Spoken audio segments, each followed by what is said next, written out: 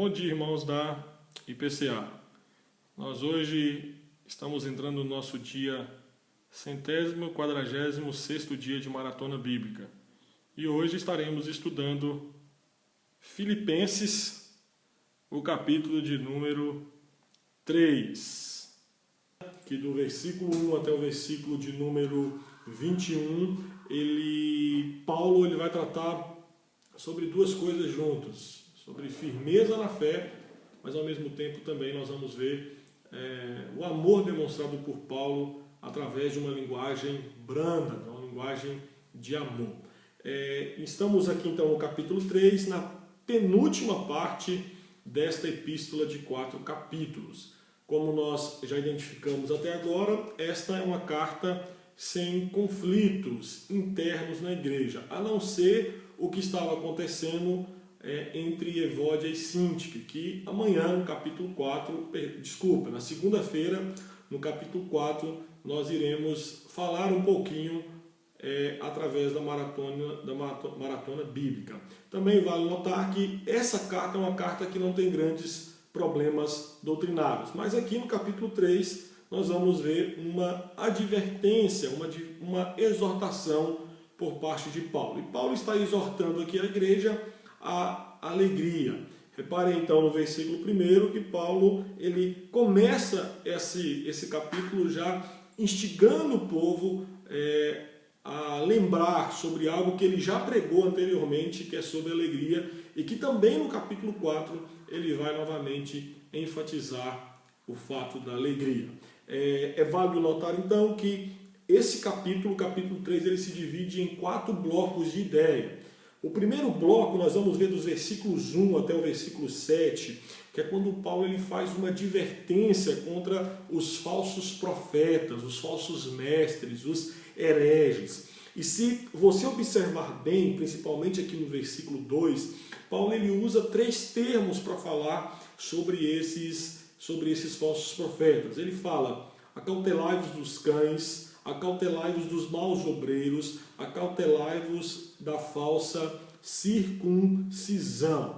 O que Paulo está falando aqui é justamente o que aconteceu na carta de Gálatas. Estava acontecendo a tentativa de judaizar o evangelho. Paulo então vai dizer o seguinte: olha, aqueles que tentam judaizar o evangelho, eles tiram a confiança de Cristo e passam justamente para os ritos. E Paulo fala que a confiança do cristão, ela tem que estar em Cristo. Isso significa o quê? Significa que a salvação do homem, a salvação do cristão, não é baseada na lei, mas é baseada na graça do Senhor Jesus Cristo.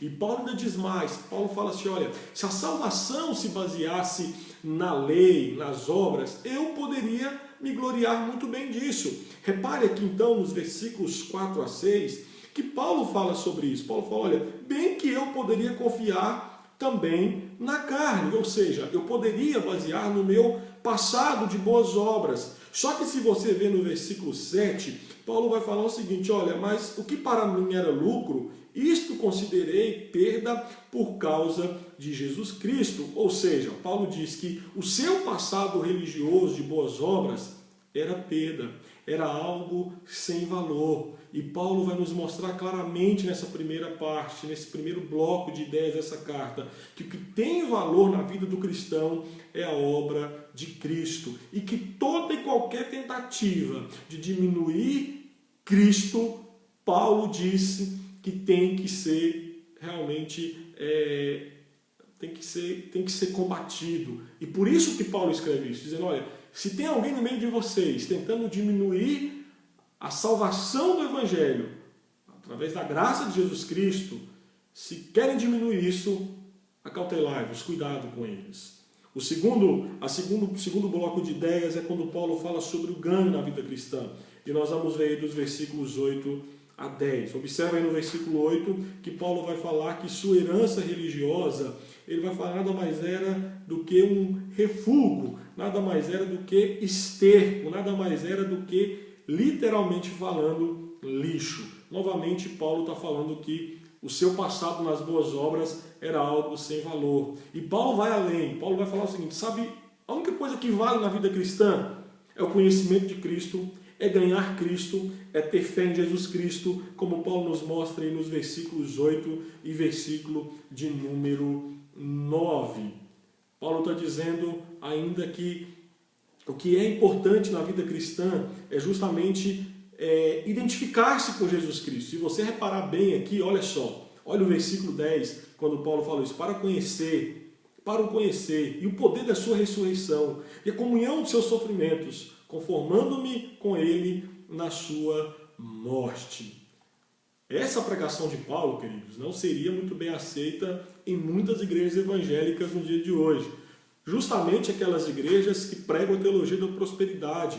Porque a teologia da prosperidade, ela oferece o trono, mas ela não oferece a cruz. A teologia da prosperidade diz o seguinte, olha, siga Jesus Cristo para ter um trono aqui na terra. Mas a ordem de Cristo, e Paulo enfatiza aqui, é justamente o contrário, tome a sua cruz e siga-me. Paulo está dizendo que o ganho para o cristão é a identificação com Jesus Cristo.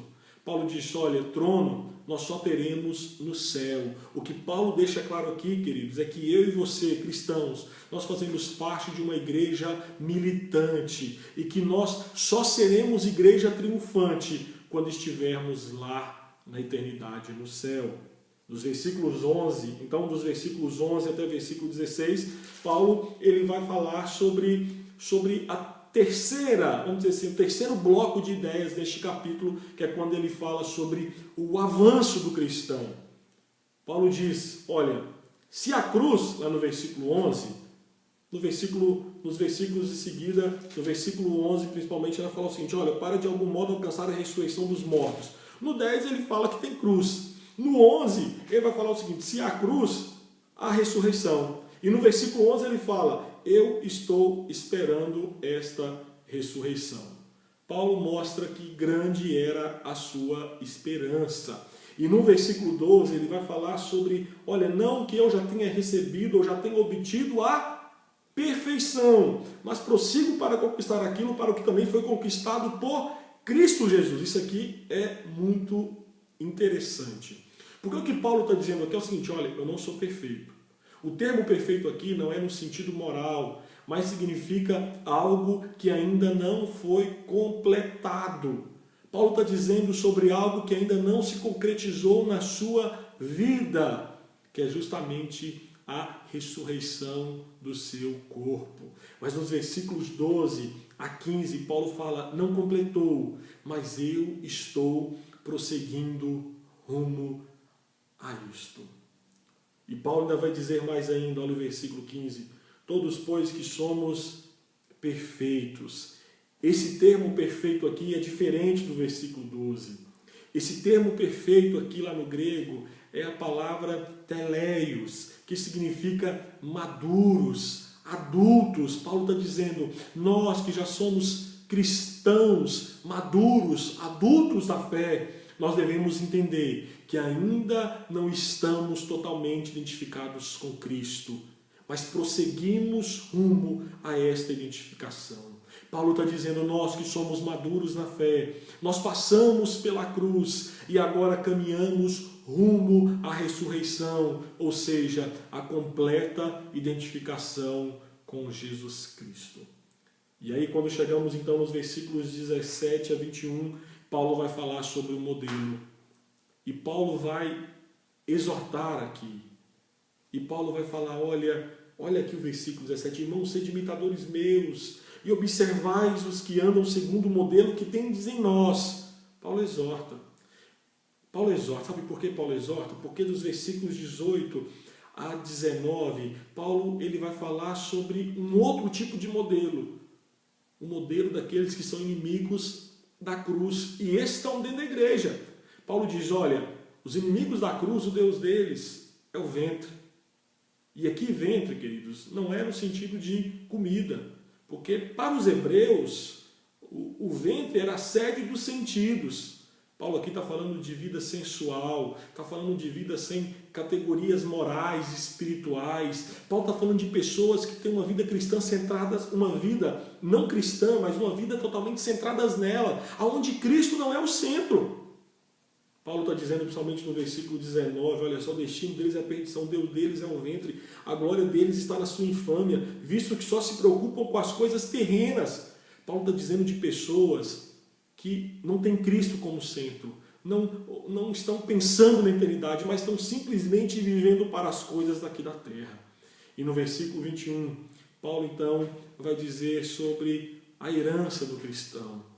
Paulo está dizendo no versículo 21, olha só, os versículos 20 e 21, ele vai falar sobre a herança do cristão, e ele fala que a herança final do cristão é ser transformado, é ser igual a Cristo, é residir na pátria celestial, é ser não mais parecido com Adão, mas é ser completo e totalmente identificado com Jesus Cristo. E eu quero então concluir o estudo desse terceiro capítulo aqui da carta de Paulo aos Filipenses, dizendo que a linha de pensamento de Paulo aqui neste capítulo 3 é que o que há de mais importante para o cristão é o conhecimento de Jesus Cristo. E este conhecimento ele é tão amplo, ele é tão grande, que só se concretizará na eternidade.